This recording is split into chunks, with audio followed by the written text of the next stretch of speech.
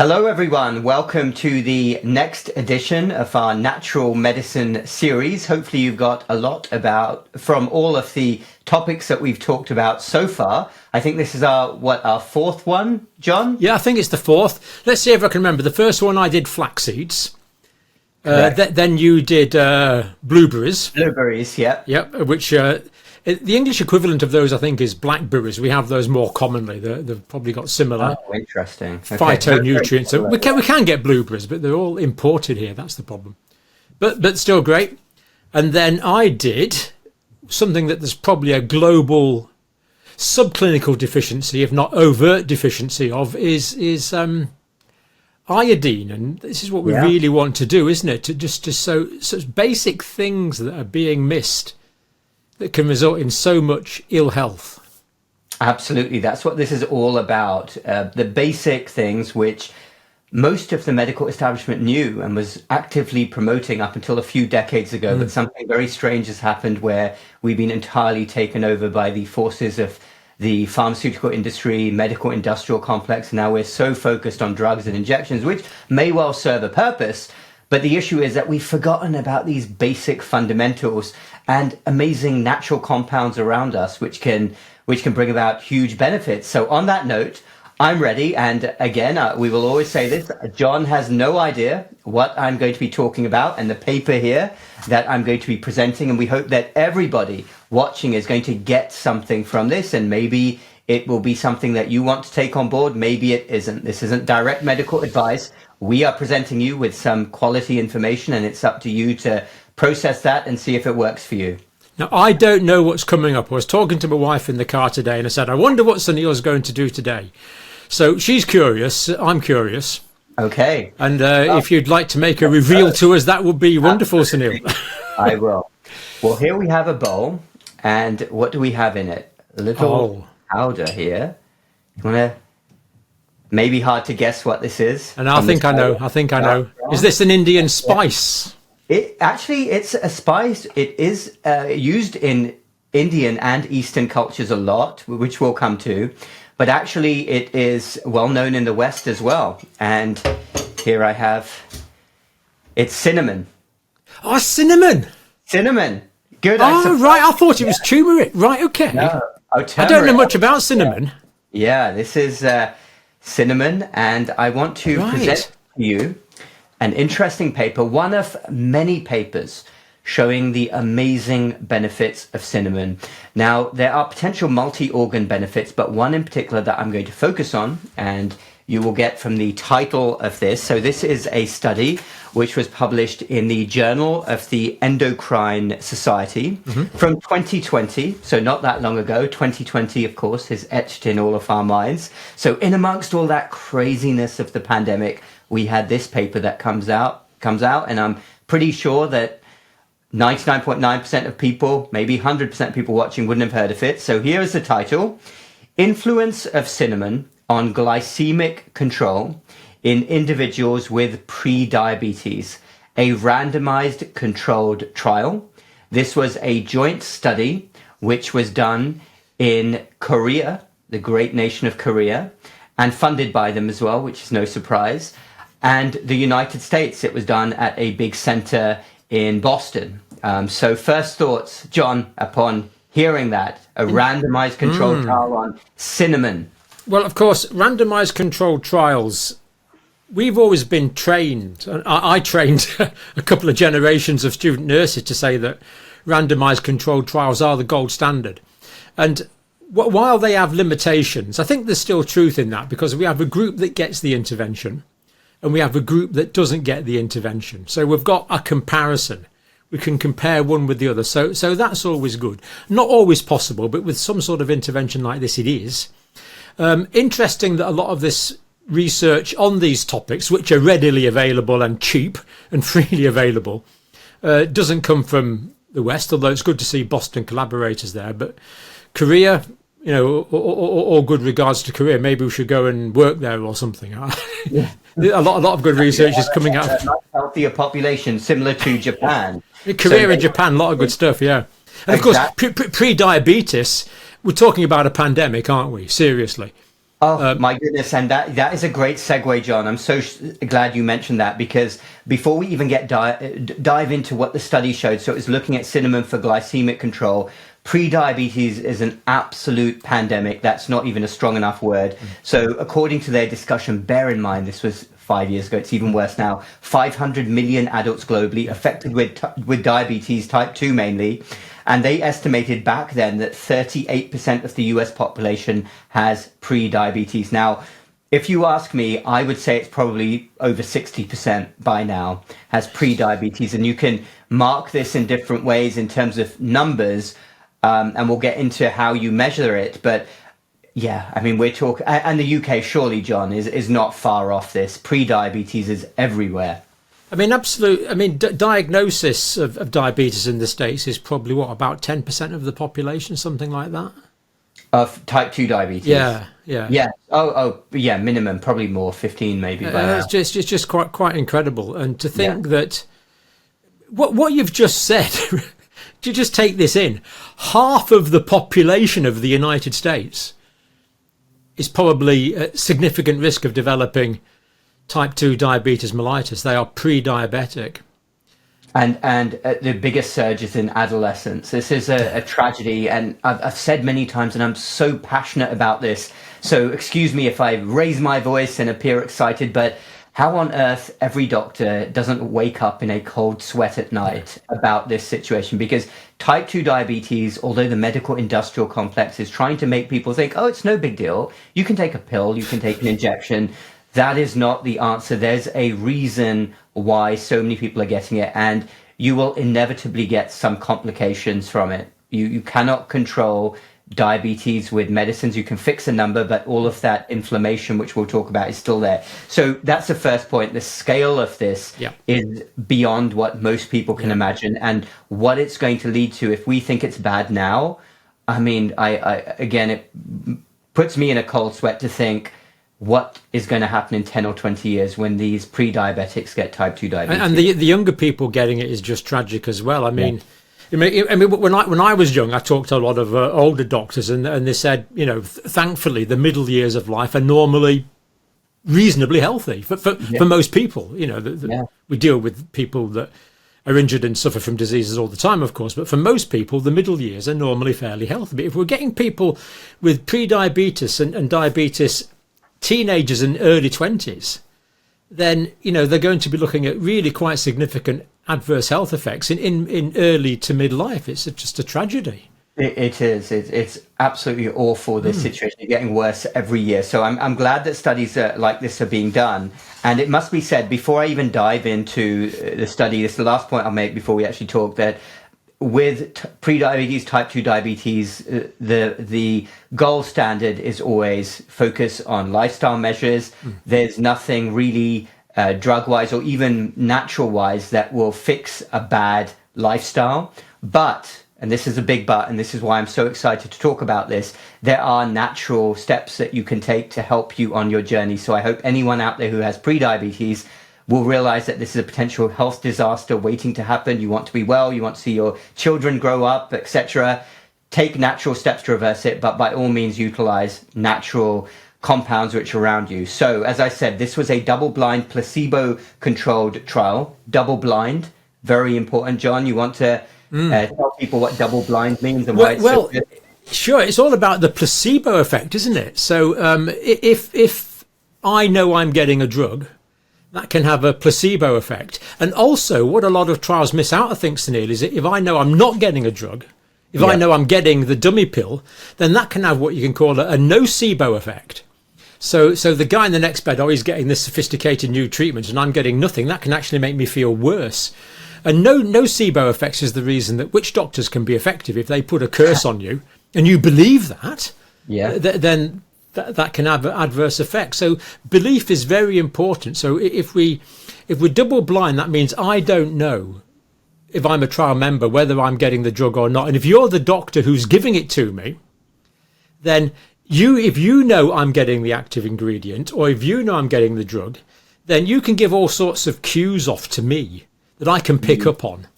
Exactly. So we've got that. And as well as that, if you're analysing the data and you know who got the active drug and who didn't get the active drug, is that going to influence you in subconscious ways?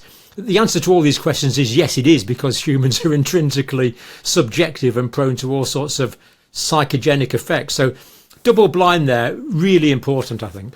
It is, yeah. So neither the patient nor the doctor knows what's being given. So as I said, done between Korea and Boston. Participants were between 20 and 70, so a good age range when a lot of people get prediabetes. And basically, what they were looking at were different measures. I'll come to that more in a moment, but I want to tell you how many people were actually picked in the end. So they started with 60, but then excluded 6. So it's a total of 54 in this randomized study. So they corrected for different factors, made sure that each half of the study group was the same in terms of those who were receiving cinnamon and those who were not. I mentioned the funding earlier. I touched upon this. So it was a grant from the Ministry of Health and Welfare of Korea, which is great to see. I couldn't imagine that happening in the US or UK, maybe US now with the new administration, but certainly not for many decades.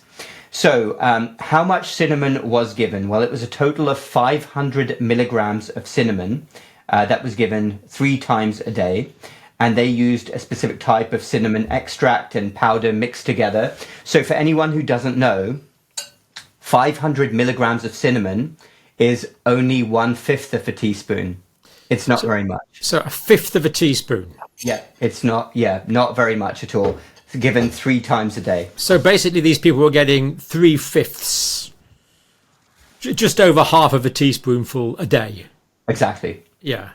Yeah, in one whole day. And is this is just cinnamon that you could buy in any in the herb rack in any shop? Yeah, absolutely. I mean, obviously you can get different types of cinnamon. So actually the ones that they use, they mentioned a specific extract and powder. Although it's well known that the best cinnamon is called Ceylon cinnamon. Oh, okay, yeah. I've heard of that before. As in Sri Lanka. Yeah, exactly. Yeah. The old name for Sri Lanka. Yeah. And they don't even mention that there. So who knows, maybe Ceylon cinnamon would be even better if they didn't use that. Yeah, I didn't know that. That's interesting. Yeah. So I'll look out for Ceylon cinnamon. Yep. Yep. So what they were looking at, the primary outcome, they studied for 12 weeks, and they've got like the full flow chart of how they did this. The primary outcome measure was the between group difference in fasting plasma glucose at 12 weeks from baseline. Okay.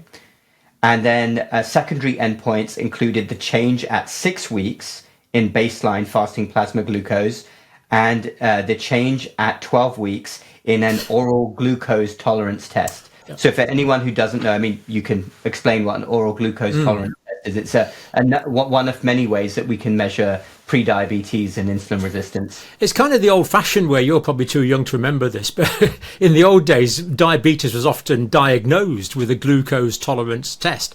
Now, these days, we have glycosylated hemoglobin, the HbA1c test, which probably means we don't really do that anymore. But it would be quite simple. You would just give someone a meal of glucose. So you just have a set amount of glucose. I don't know what it was, maybe 100 grams in a couple hundred mils. Just knock it back. It must have tasted absolutely awful. But then you would measure how quickly the glucose went up and how quickly the glucose went down. And of course, these days you get these patches on your arm if anyone's curious. So we can do that really quite accurately now. But it's still a good measure. It's showing how quickly the blood sugar goes up and how long it takes to come down. Of course, with diabetes, with anyone, the blood sugar will go up quickly.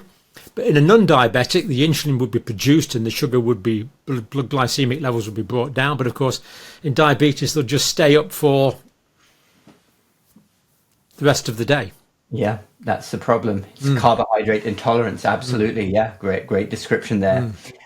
Okay, so then they go into detail about all of the ways that they did the assessments. I'll skip over this because we've got the gist of things. So let's go straight to the results. So they studied these people for 12 weeks, and as I said, 54 individuals who met criteria. And basically what they found was that fasting plasma glucose levels were similar at enrollment in the placebo and cinnamon groups. That's, of course, part of the randomization. Yep. They were not different after 6 weeks, but after 12 weeks, they showed that fasting plasma glucose had increased from baseline by an average of about 5, which might not sound like a lot, but that is when you're measuring and doing this type of study, that was in the placebo group, but there was no significant difference in the cinnamon group, which meant there was a statistically significant difference. So to expand on that, they found that the people who didn't consume cinnamon got a bit worse, but the people who consumed cinnamon stayed completely the same. Interesting. Just what were the units there, Suneel? Because we use different units, unfortunately, in the US. Yeah. So the units there would be is it milligrams per 100 mils? Milligrams per deciliter. So at baseline, what it's saying is that they were both around 110. Yeah. Okay. And then after 12 weeks, that had gone up by about 5 to 6 milligrams per deciliter in the placebo group. So it had got worse, but the cinnamon group had stayed completely the same. Mm-hmm. Interesting. So the key thing there is, though, we've got a beneficial difference between the two groups. Exactly. And is there a p-value there for the difference between the groups? Yeah, great question. So they actually did quote a p-value here. It was statistically significant. I'll have to dig it out actually because I don't. Oh, p less than 0.1. Okay, so it's. I mean, that basically means that there's a 10% chance that could have arisen by chance. So yeah. But there again, with those small numbers, I mean, it's very unlikely to. But it indicates there's no reason not to take cinnamon because it tastes nice anyways. Exactly. It's a nice spice to take. They talk about other evidence, which I'll come to in a moment. Now, they also looked at another measure called area under the curve, which basically means when you're looking at results, you plot a chart, you're looking at the total area under the curve. And they found that cinnamon also resulted in a significant reduction in area under the curve of plasma glucose during the oral glucose tolerance test at 12 weeks. So it correlated really well. So area under the curve there, I guess it means how high the glucose goes and how long it stays up for. Yeah. Yeah. So you want it to be low as possible for as short as time as possible. That's correct. This is higher for longer. So you get more square centimeters underneath the glucose curve. Yeah, that's correct. Yeah. And they also touch upon some other ways that they could measure, including HOMA-IR, which is a different test for insulin resistance that I've talked about a lot. But really the take-home message was that difference between the two groups. But the very interesting thing, which they then talk about in the discussion, is that these results are consistent with many other studies that they've also done. And there are some very plausible mechanisms by which cinnamon actually really helps with improving insulin sensitivity. And of course, we like mechanisms on this channel, don't we? We like mechanisms, because there could be a science behind this. Yeah, absolutely. So their conclusion was that in this randomized control trial, individuals with prediabetes showed that treatment with cinnamon, 500 milligrams thrice daily, which is really not that much. Yeah. As we said, it's half a gram, isn't it? Yeah, exactly. Result in a statistically significant between group mean difference in fasting plasma glucose, which was a primary outcome of this study. And they also showed that cinnamon exerted beneficial effects on other endpoints, including the oral glucose tolerance test. And like I said, they are quoting other studies which have shown very similar findings in terms of the beneficial effects of cinnamon. It's used in many quote-unquote alternative medicines, Ayurveda, etc., has been for hundreds of years. So this makes sense. They also reported that it was well tolerated. Of course it was. There was no difference in adverse events or side effects between the cinnamon group and the placebo group. They also found some very interesting differences in terms of what they call dysglycemia. They did a very specific measurement with the in-group difference.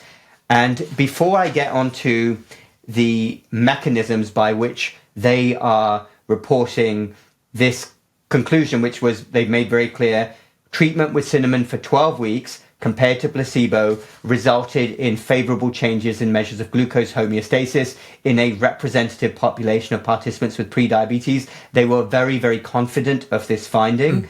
There was no conflict of interest reported either, like Big Cinnamon hadn't funded this. It was purely a well-being based study. And I'm going to go over 4 potential mechanisms by which this could work. But do you want to interject and ask anything or comment? No, I'm interested in the mechanisms. I mean, my mind always goes on to what is the active ingredient, but I think that's really the wrong question, because we're getting when we're taking natural products like this, we're getting a combination of ingredients that are working together, aren't we?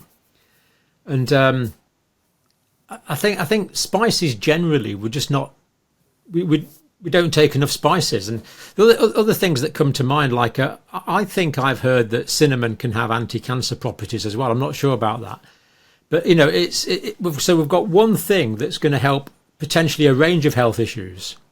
Yeah, exactly. And a combination of spices perhaps is going to be even more beneficial that we're often not taking. For example, if you take the black pepper, with turmeric, it's going to be absorbed much better. So, but with that size of sample, the difference is a genuine one. That's reasonable. Yeah, it is, and they changed nothing else during that time, in line with other research. So, what are some mechanisms then? How does cinnamon possibly help with blood sugar in a pre-diabetic? So basically, various mechanisms have been postulated. The first is that there is a direct effect on insulin receptors. So they basically increase the sensitivity of insulin receptors. That's very possible. The second one is also very interesting. Basically, cinnamon slows down carbohydrate breakdown. And there is an enzyme called cinnamaldehyde, which is postulated, bet you haven't heard of that before. Never. Specifically, the enzyme to have an effect on carbohydrate metabolism directly. Slows it down. So it sounds like this could be some sort of intracellular effect that the cinnamon's having. Absolutely, yeah. Inhibiting digestive enzymes that way. Another mechanism is that it basically improves glucose uptake by various cells. It has a direct effect there, separate from the insulin receptor. And the fourth mechanism is one which I, again, get excited about when I hear, because I think that a lot of these great compounds ultimately produce the same effect. So there is a direct effect on reducing oxidative stress and inflammation.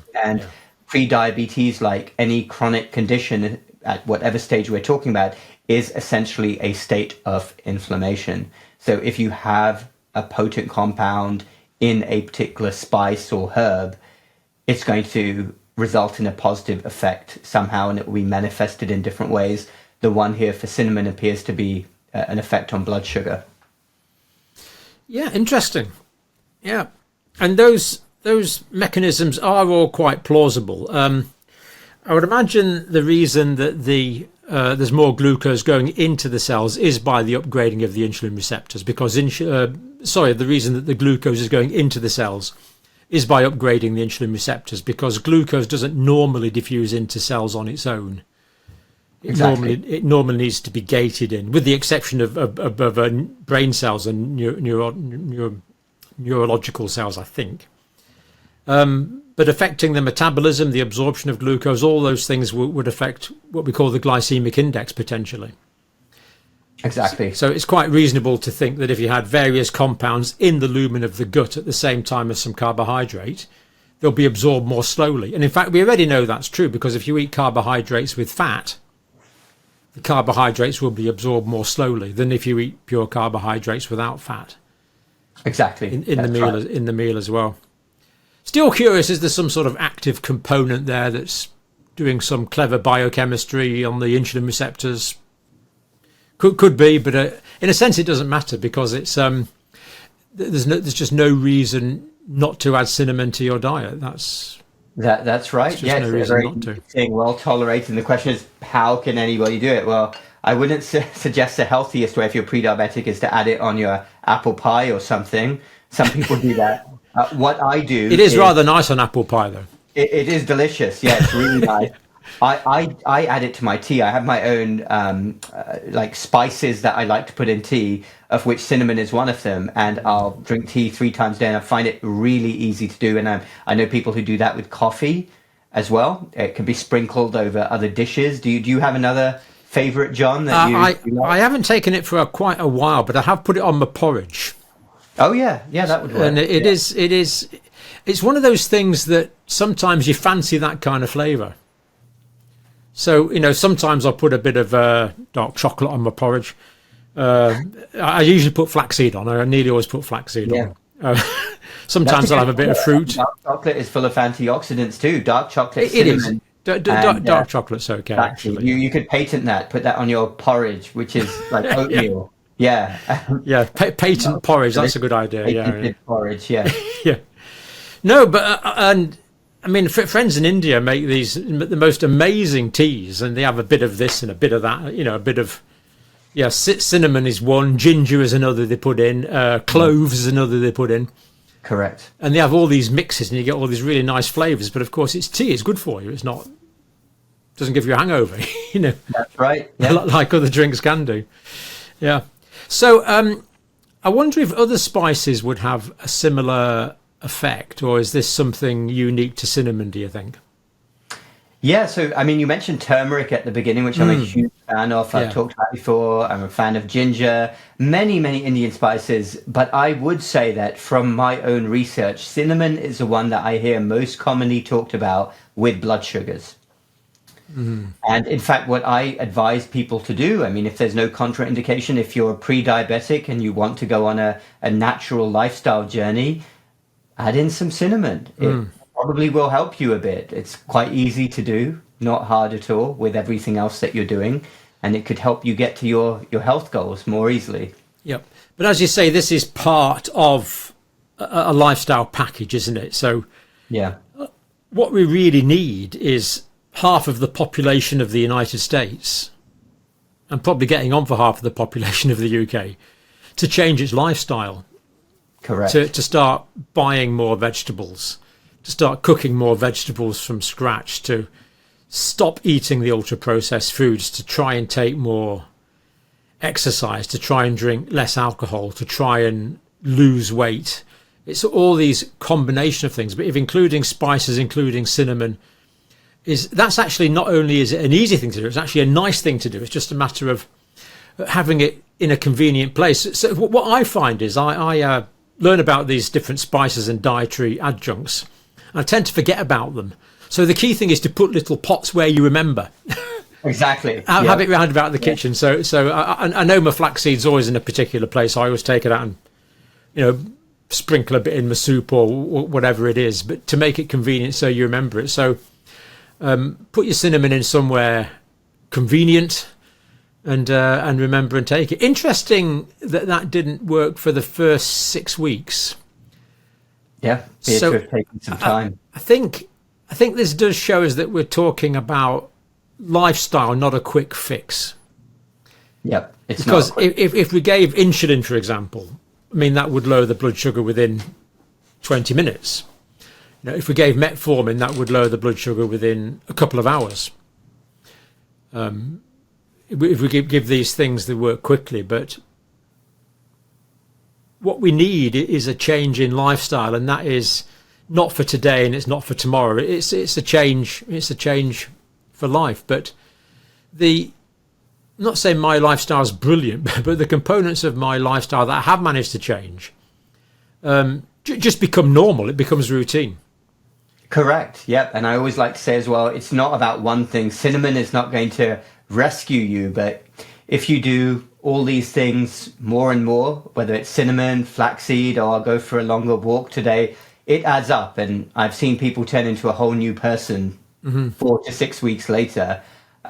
Committing to the journey is the most important part, and saying, I want to do everything healthy and naturally, and I will take advantage of all of this wonderful knowledge. I mean, as an example, if you had an oral hyperglycemic drug which showed this type of benefit of cinnamon, it would be all across the mainstream media. Yeah. Yeah, take this medicine, look, your glucose will drop after a few weeks, and it will help with long-term management. And of course, it would be very expensive and come with side effects, but natural compounds available that can also help you. Absolutely, absolutely. Just from your background knowledge, Suneel, can you think of any spices that are actually bad for you? I mean, all the traditional spices, the Indian spices, the Middle Eastern spices, all the Western herbs, these are all basically nutrients. I mean, I can't think. I mean, I suppose if you had a particular condition, there might be some things that interfered with a particular condition. But I've been trying personally just to have more herbs and spices in my diet generally, and trying to grow my own herbs where possible, just the basic ones. But I think it's something we're missing out on, I think. And in Indian cuisine, of course, knows much more about this than Western culinary habits do. And I know I haven't been to India for a few years, but when I go, I could spend all day, every day eating. I never get tired of the food, because there's so many different varieties. The spices are used in so many ways, and it's not.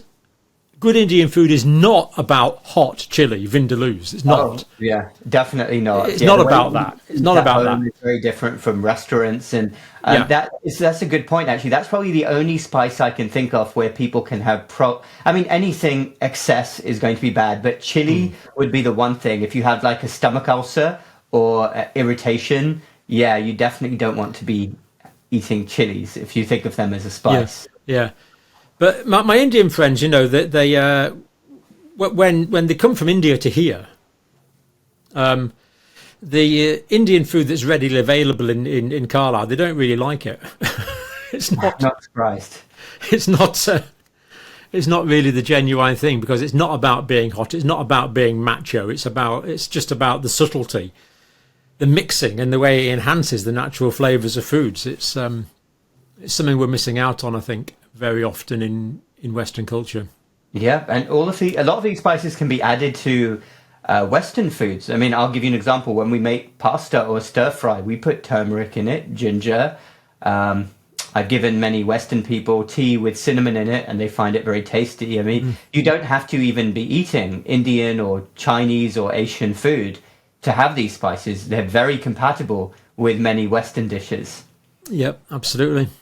Great. Yeah, another great lifestyle tip, Suneel. Thank you very much for that. And next one is my turn. And I've got two ideas at the moment, and I'm sort of chewing them around. I'll probably decide in the next few days. All right. Yeah. So everyone else is going to have to. Suneel and everyone else is going to have to wait and see. Yeah. Absolutely. No, great discussion. And if anyone out there wants to try cinnamon for this particular purpose, as long as you've got no reason why you can't, can certainly add it to your diet. Yeah, I'm going to go downstairs and look mine out. I'm sure I've got a pot somewhere that I haven't used for a while, so I'm going to. Have you ever tried it in tea? I'm assuming you have. Yes, I have, yeah. I'm trying to think. I put it in tea and porridge, and very often, the problem very often with cinnamon is it's associated with sweet things in English culture. True. So in the US. So if you like if you go in and you order I don't know, pancakes or something in a cafe, if it's got cinnamon, it's guaranteed to be sweet. It's just the way it works. And you said apple pie there, but of course apple pie, you don't. All these things that are really, really nice, you don't need to add sugar to them. We can really cut down on the amount of sugar and artificial sweeteners. So at home now, we make apple pie, but I don't think my wife puts sugar in, or if she does, just a very small amount, because the sweetness in the apple. And what happens is you adjust to not liking sweet foods anymore. So if I go out and I order a sweet outside, for a pudding, I normally just find it sickly sweet because I'm so used to non-sweet sweets. Puddings aren't a sweet. It's just a matter of getting used to that. So you just have to. Yeah, I went on a similar journey with tea myself. I mean, for most of my life, 2-3 cups of tea at least every day. oh heck yeah, And yeah, at least, sometimes even more. But Yeah. I grew up, and Indian culture, sadly, I'll say, is to put loads of sugar in tea. It is, yeah. And believe it or not, growing up, 3 to 4 spoons of sugar in my tea. And then it wasn't until I was like in my 20s, I thought maybe this is not a good idea. Cut back to 1. And I thought, let me cut back completely. And actually, in between, I started using sweetener. Then I decided I didn't want to do that. Now I put 0 sugar in my tea for the last several years. And it feels weird now if I have sweet tea. My palate is not used to it anymore. Oh, So I couldn't drink sweet tea. No. Oh. yeah, you can't. But before, that was Yeah. normal for me. It had to be very sweet. Right. So if you're part of English cuisine culture, break the link between cinnamon and sweetness because it doesn't have to be. Oh, yeah. Great advice. It doesn't have to be. Yeah, put in something else. Yep, absolutely. Great. As always, Neil, thank you very much. And my turn next time. And we'll talk soon. Thanks everyone for watching. And live healthy.